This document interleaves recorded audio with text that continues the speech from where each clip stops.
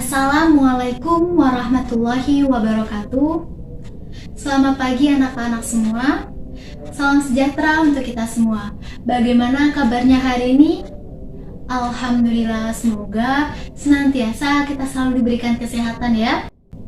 Hari ini merupakan hari pertama kita bertemu dan rasa senang sekali karena saya dapat berada di ruangan ini bersama anak-anak sekalian. Sebelum saya menjelaskan maksud dan tujuan saya, izinkan saya memperkenalkan diri terlebih dahulu.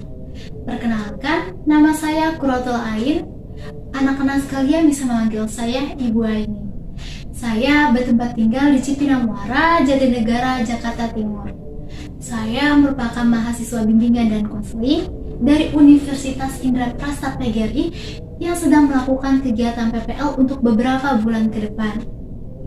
Saya akan membantu Bu Tami dalam memberikan materi pembelajaran terkait bimbingan dan konseling, dan juga akan memberikan pelayanan konseling kepada kalian semua.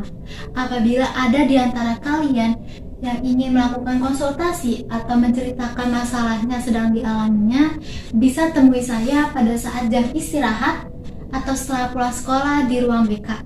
Dalam pertemuan pertama kita hari ini, kita akan melakukan salah satu layanan bimbingan dan konseling, yaitu layanan informasi. Layanan apa anak-anak? Ya, layanan informasi. Sebelumnya, ada yang sudah pernah mendengar atau tahu apa itu layanan informasi?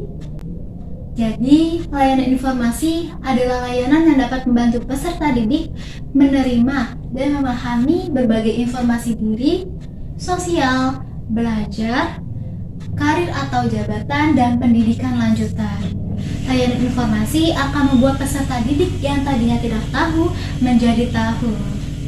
Dalam kehidupan sehari-hari pun, kita membutuhkan berbagai informasi, bukan? Nah, informasi-informasi tersebut apabila kita implementasikan atau kita terapkan dengan baik, dapat membantu diri kita dan juga orang lain. Kita akan menjadi manusia yang berguna dan bermanfaat. Anak-anak semua di sini pasti mau kan menjadi manusia yang berguna dan bermanfaat. Sebelum kita melangkah lebih jauh tentang apa itu layanan informasi, Ibu memiliki sebuah cerita. Jadi, ada seorang siswa kelas 12 yang akan melanjutkan pendidikannya ke perguruan tinggi. Siswa tersebut ingin masuk ke jurusan pendidikan kedokteran. Dengan demikian, dia membutuhkan informasi-informasi terkait daya tampung universitas dan jurusannya, serta karir yang akan dicapai setelah lulus dari pendidikan kedokteran. Oleh karena itu, dia mendatangi guru BK guna mendapatkan informasi-informasi tersebut, dan hasilnya guru BK pun memberikan berbagai informasi yang dibutuhkannya.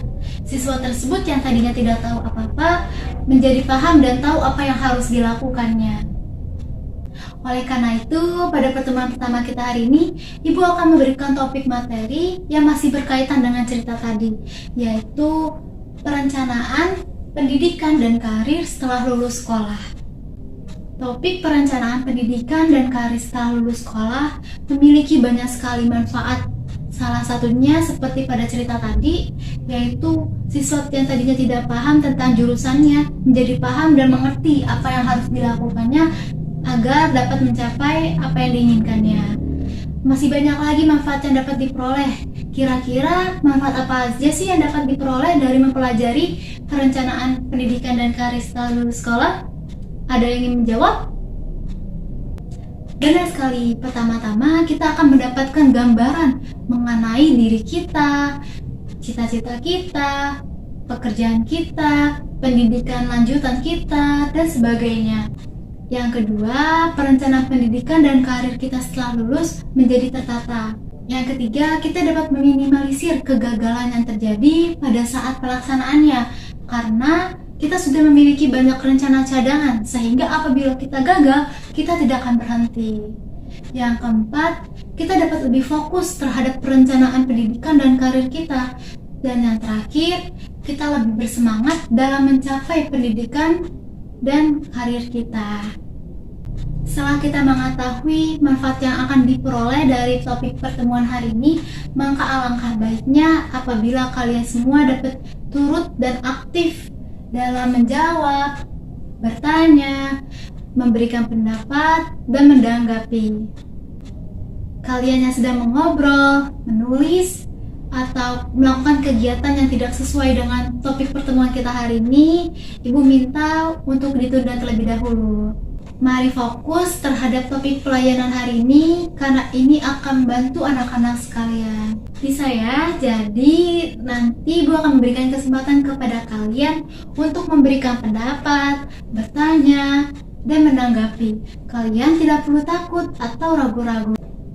Kemudian pada saat pemberian materi dan sesi diskusi berlangsung, Ibu minta dijaga kenormatifannya.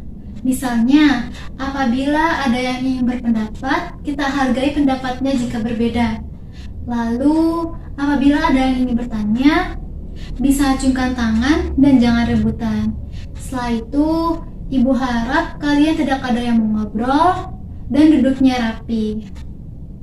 Paham sampai sini anak-anak? Oke.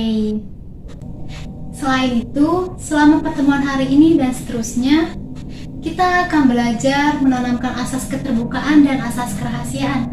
Maksudnya apa sih, Ibu? Jadi maksudnya itu Ibu ingin kalian belajar terbuka terhadap permasalahan yang sedang kalian alami apabila Ibu bertanya dan meminta kalian bercerita. Ibu akan menjaga kerahasiaan atas permasalahan kalian dari pihak luar, dan teman-teman yang mendengarkannya pun juga harus menjaga kerahasiaannya apabila cerita tersebut bersifat rahasia atau pribadi. Bagaimana anak-anak, kalian setuju? Alhamdulillah. Ibu harap kita dapat bekerja sama dengan baik sampai akhir ya. Lalu agar kegiatan pelayanan efektif, Ibu akan menjelaskan aturan atau tata cara kegiatan pelayanan ini. Di awal, Ibu akan menjelaskan terkait apa itu pendidikan dan apa itu karir. Kemudian Ibu akan memberikan penjelasan mengenai pembuatan perencanaan pendidikan dan karir setelah lulus sekolah. Selama Ibu menjelaskan materi, kalian boleh bertanya dengan cara mengacungkan tangan terlebih dahulu. Dan setelah sesi diskusi selesai, Ibu akan meminta kalian untuk membuat perencanaan pendidikan dan karir setelah lulus. Setelah itu, Ibu akan meminta salah satu dari kalian untuk maju ke depan dan menjelaskan tentang perencanaan pendidikan dan karir yang telah kalian buat, serta Ibu dan teman-teman akan merespon hasil kerja kalian.